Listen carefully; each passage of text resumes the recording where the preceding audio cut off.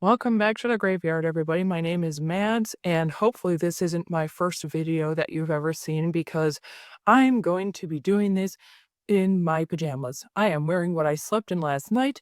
Hopefully you can understand that. I am just unbelievably tired lately. I have just been working non-freaking stop. I think that on some level we've all been there at some point in our lives. I wanted to make this video today because there is a group of people, specifically transgender individuals, online right now who are doing something that is absolutely, no doubt in my mind, coming from a place of love and kindness. They mean well, but meaning well, when you put something out online, doesn't automatically mean that it is not going to become harmful. So I'm sure most of you have noticed, if you live in the United States, that ever since Inauguration Day, trans people have been the #1 scapegoat. We are losing our rights seemingly on a weekly basis. It's really, really difficult. It's really, really scary. And unfortunately, it's also giving rise to a bunch of transphobes who are detransitioners coming out and being like, oh, yeah, look at my story. I'm a detransitioner because I should never have transitioned at all. But these groomers, these horrible people, they convinced me that I was trans even though I was just a normal teenager just going through normal teenage stuff. They are so dangerous, take their rights away.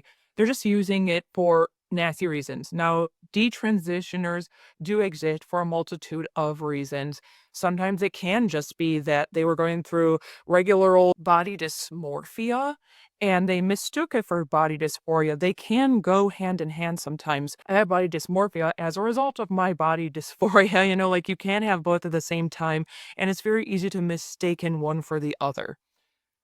I'm not going to sit here and act like detransitioners don't exist. And they are valid. Their life experiences are valid. And I can only hope that if somebody watching this has detransition at some point in their life, that they don't regret what they went through, that it taught them something valuable about themselves. And, there's not just this giant chunk of their life that they're sad exists now. That's the last thing I want for anybody for any reason. Now, I'm mentioning detransitioners because as a result of some of the more hateful detransitioners coming out and using their, detransitioning experience as an excuse to basically say that we're horrible, dangerous people, we have people doing what I can only assume is an attempt at reclaiming the word detransition so that the, hashtags, keywords, what have you, under, trans people on social media aren't chock full of this kind of person.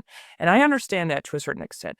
I understand wanting people to feel more accepted, wanting people to feel more like they have a community, especially with the way that things have been going here. But here's where the problem lies. In the span of maybe 2 days, I had at least 5 different people show up on various social media platforms making videos where they said, I am detransitioning. I bet you never expected that of me. I have like a decent amount of followers and I've been known as a trans content creator, but I'm detransitioning because of the fact that I can no longer obtain the gender affirming care that I need. And that's when alarm bells started going off in my head. I was like, wait, wait, wait. You're calling yourself a detransitioner, not because you no longer feel that you are transgender, but because you simply cannot access gender affirmative health care anymore. You can't safely obtain it, or you can't afford it anymore. And I also think that this is coming about because these people want to open a very important dialogue, because it is very important that we discuss the fact that this country and many other countries do make it very difficult to transition if you are someone who feels you need to do it medically. It can be $150 to $200 per therapy session.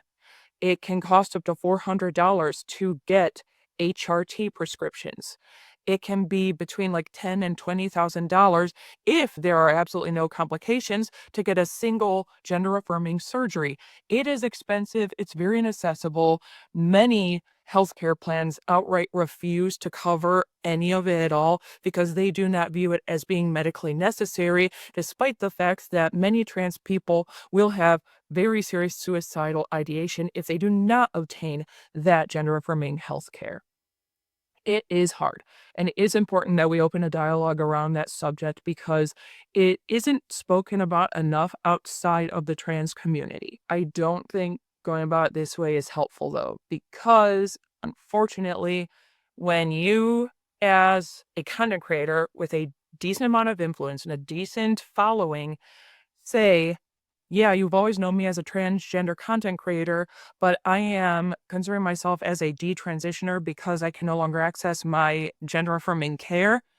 You are, in a sense, affirming trans medicalists. If that's a new word to you, a trans medicalist is basically someone who says your transgender identity is only valid if you are going through some kind of gender affirmative health care. So if you're not getting HRT, if you're not in therapy, if you're not getting surgery, they say you are not a transgender individual. And obviously that's really fucked up because there's a variety of reasons why someone may not medically transition. Some people just will never be able to afford to do that. Again, that's an important thing to be discussing. Some people can't due to healthcare reasons. Getting HRT can cause serious negative effects to their health, or getting that kind of surgery can be deadly to them. You don't know what's going on in somebody else's life, and their medical information is none of your business. And some people just don't want to. You may not understand that, but it's their life and their body and their business. And some people only want to get some surgeries. Most people I know are not interested in bottom surgery because there's a lot that happens with that, and it's a lengthy recovery process. In this country right now, it's not exactly easy to get time off of work. Missing one paycheck can cause you to become homeless right now. So, yeah, some people are like just going to get the top surgery. There's a variety of reasons, again, why someone may not medically transition, and it's none of your business. And it isn't up to you to determine the validity of their transness just because they're not going about it in the exact same way that you are. For me, all I can do right now is free vocal training through an app and through YouTube. I cannot afford anything else. I am still trans despite not being able to afford gender affirmative healthcare. There are things I want to do medically to be happier in my life and my body, but that is inaccessible to me at this moment in time. And saying that because I cannot access that care, I am a detransitioner, I don't think is fair or right.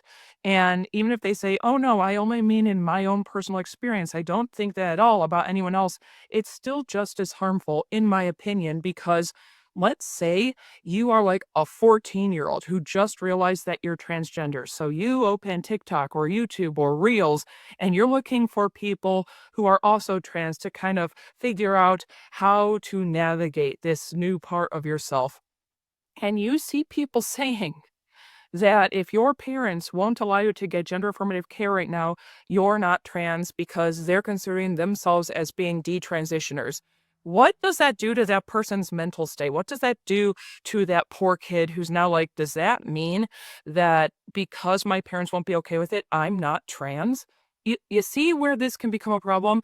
And even outside of like kids, say that you're like a 60-year-old who only just now realized that you feel safe enough coming out as being a transgender individual, and you go online and see that, and you're like, oh, well, I guess maybe I'm not trans like I thought I was. And I do have people in my own life who did start HRT and they were happier than they've ever been on HRT, but it's fucking expensive. They've lost their job. They don't have health care anymore. They can't afford their HRT, so they have to temporarily go off of it. And it depresses the hell out of people when that happens because things start to reverse very rapidly. This is a big part why people fight to have people who are in the prison system continue to get their HRT, because you'll rapidly start going back to the gender you don't identify with. And telling someone because they encountered an unfortunate situation any of us can go through, losing your job, losing your health care, that means they're a detransitioner, I don't think is right. Again, I do think people were coming about this for good intentions. I think they were trying to open up an important dialogue. I think they were trying to reclaim a word that's turned into something really ugly. But this was, again, in my opinion, not the way to go about it. I think it's become very harmful, and I think it's very confusing for people who are only just starting to navigate their trans experience and stuff. But that's all I wanted to discuss today. It's kind of a quick video because I'm super, super busy right now. It's just something I keep seeing online right now. And I really think people need to be careful with stuff like this.